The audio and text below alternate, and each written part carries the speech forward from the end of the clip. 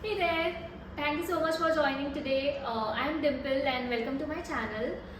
This is new, so I'm pretty excited and nervous at the same time. But very quickly, since it's the first time, I'd like to give you a little brief about what this channel is going to be for. This channel is going to be dedicated to all my design thoughts and what actually goes into making a project. What are the thoughts behind doing something the way we do it, and basically everything that goes for a project, right? And this will also be having a lot of tips, material knowledge, a lot of project information in terms of budget, timelines, etc. So yeah, let's get started. My first project is going to be the project I completed last year. It's a commercial project. So this project, I'll just give you a little brief about it. This was a 450 area square feet project. I did it for a very old friend of mine. Um, it's a lawyer's office, as I told you. So and it is in CST, very old building. So it had some challenges of its own. I'll explain you everything while we go ahead. And yeah, let's just get started. Today I'll show you all the floor plan, what was given to us, the client's requirements, and how we designed the space. Because I think beginning of the projects, which is the most important thing, is the floor plan and how the planning has been done.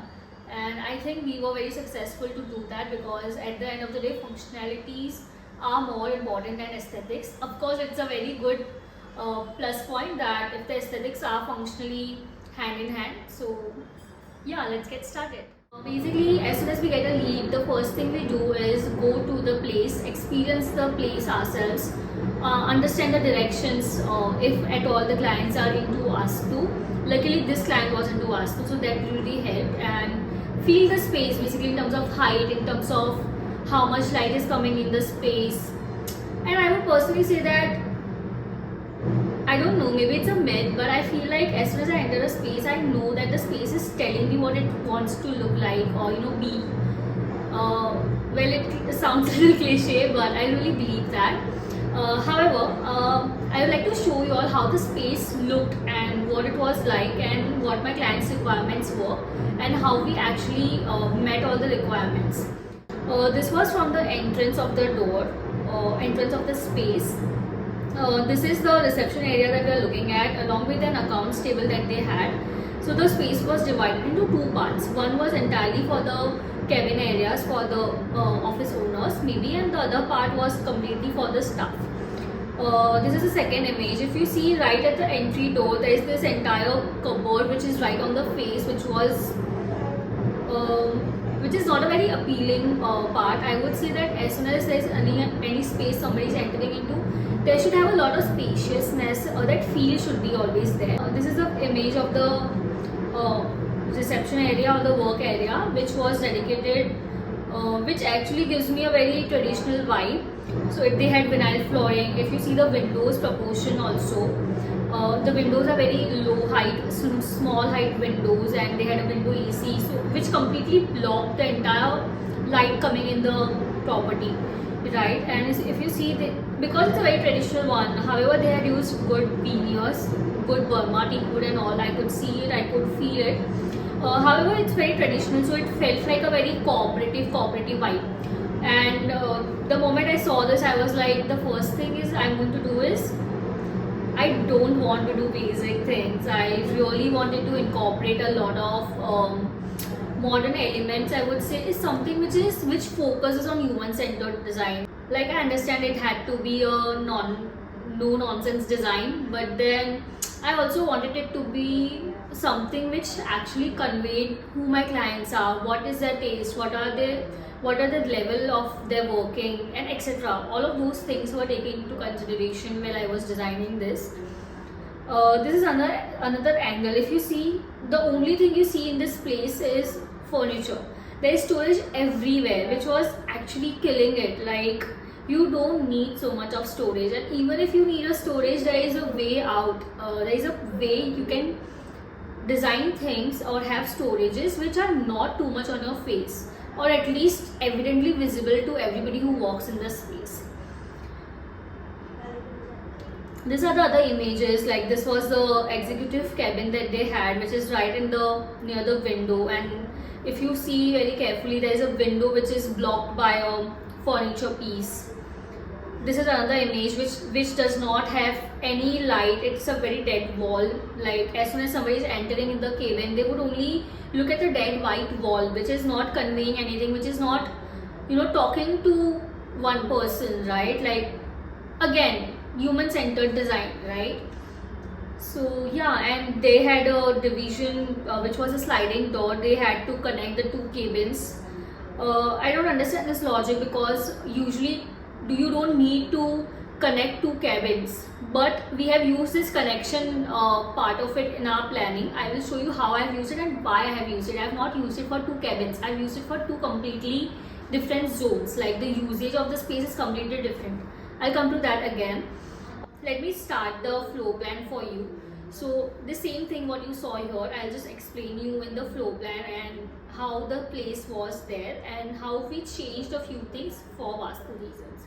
Basically, you entered in the space from here, which is on the right side of the wall, and the first thing you see is this wall, right? And there's very less space here, which is making the space look very compact. Then there's a long reception table, some movement space, there's a long working desk here and an executive cabin here, executive chair here. So this is, I would say, okay planning. However, this door is not making sense here. Then we had two cabins, as you just saw in the images. There is a long window which is blocked by the cabin storage shutter, and then there are two chairs with visitors chairs. The first things we decided to do was to break the entire space down completely. Like each and everything was demolished. Even the plaster from the walls was demolished, because it's an old building, right? So I don't know how much to rely on old plasters which are more than 30-40 years old. So the entire plaster was removed. Entire electrical work was completely done from scratch. In this case, we also made one more structural change. We did not touch the beams or the column, but we changed one thing, which was increase the height of our window. We increased it only by 6 inches, but that 6 inches really worked so well for us.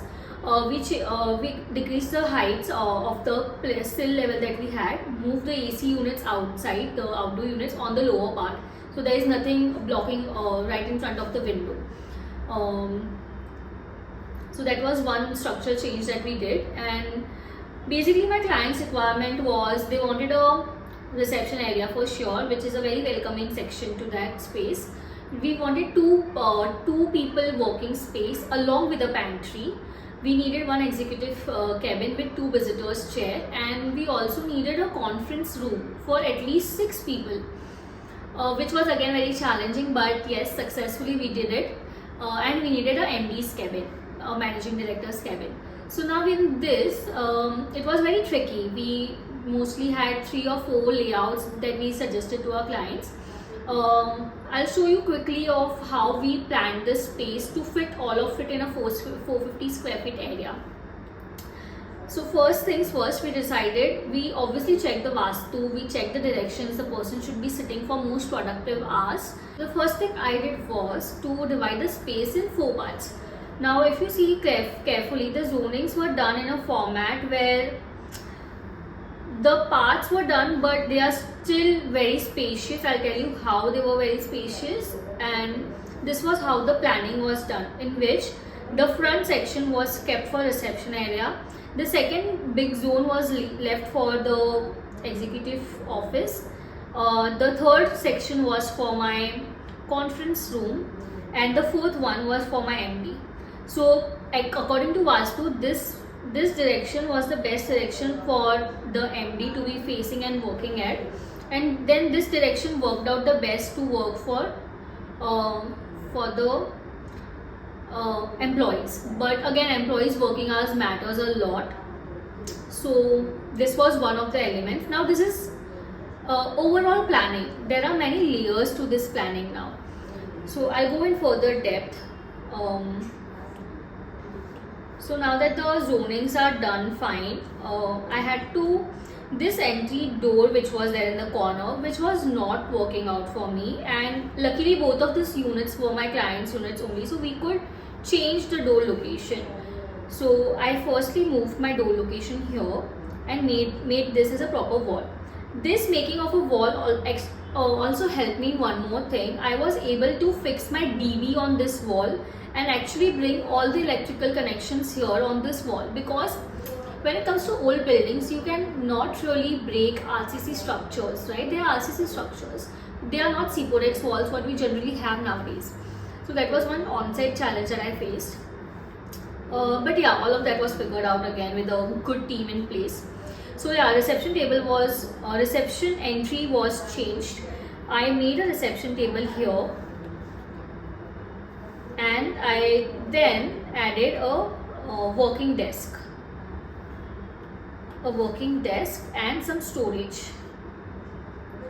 So this storage was also acting and opening up as a pantry unit for the teams that were working.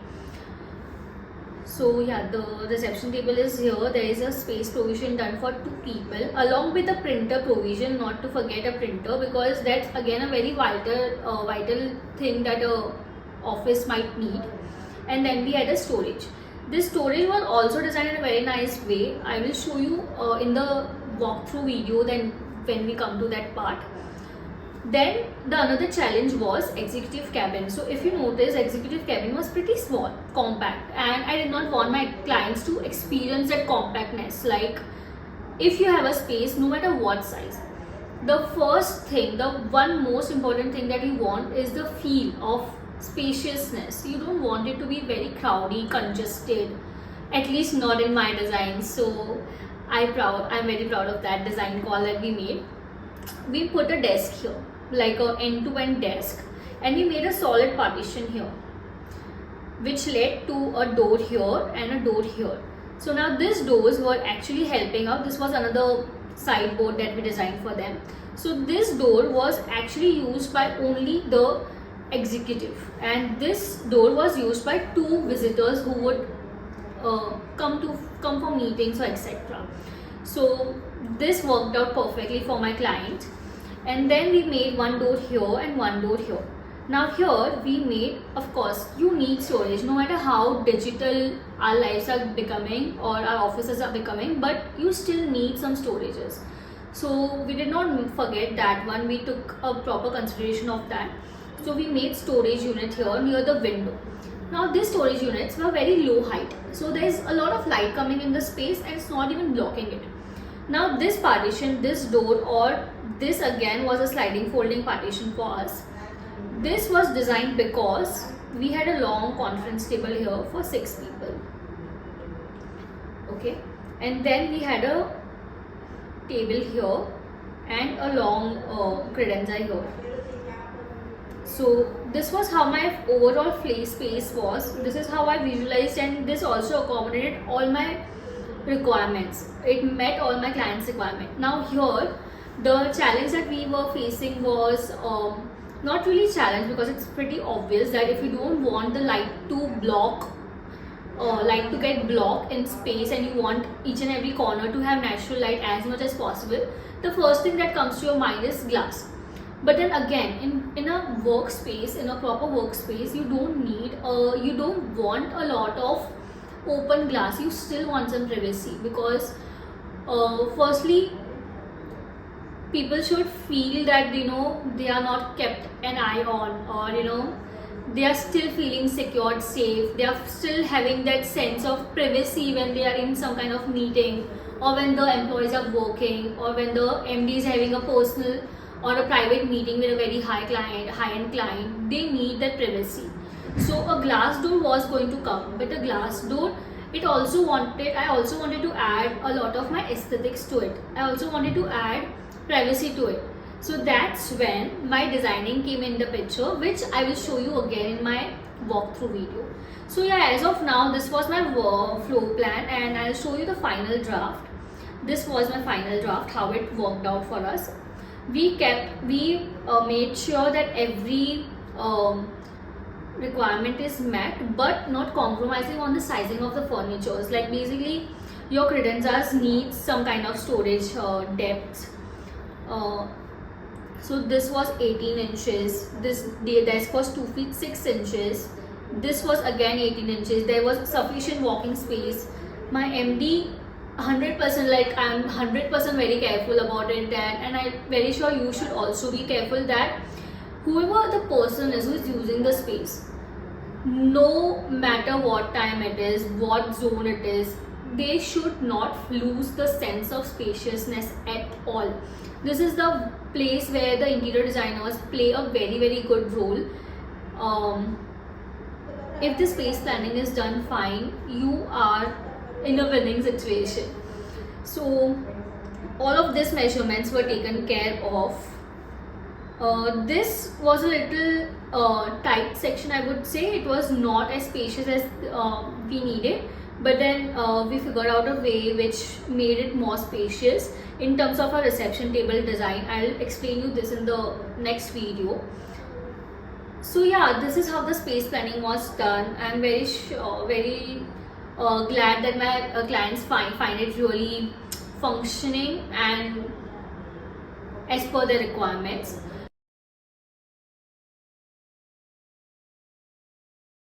I hope this was very helpful for you. Not very, but at least this was helpful for you. Again, thank you so much for joining me for my first video today. This is all for now. In my next video, I'll start with the reception area and the entire concept which we had for construction of the project. Okay, that's all for now then. Thank you so much for joining today, and please subscribe to my channel. It's really motivating. Bye.